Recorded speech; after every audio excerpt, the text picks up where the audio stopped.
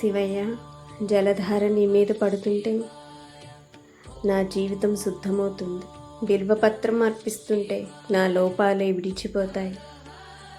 పాలాభిషేకం చేస్తుంటే మనసులోని కఠినత్వం కరిగిపోతుంది. శుద్ధతే భక్తికి మొదటి అడుగని నీవే గుర్తు చేస్తావు.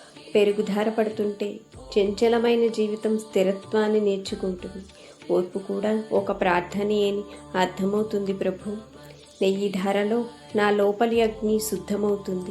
తేనె అర్పణలో నా మాటల కఠినత కరిగిపోతుంది.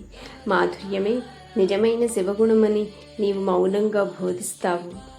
విభూతి అర్పిస్తే ఈ శరీరం శాశ్వతం కాదని సత్యం గుర్తొస్తుంది. క్షీరదధ్యకృతైర్మధునాభిషిచ్య భస్మాభిరచయిత్వా మహేశ్వరం శుద్ధ భక్తి మనసా నమామి శంభుం సదాశివం శరణం మమ.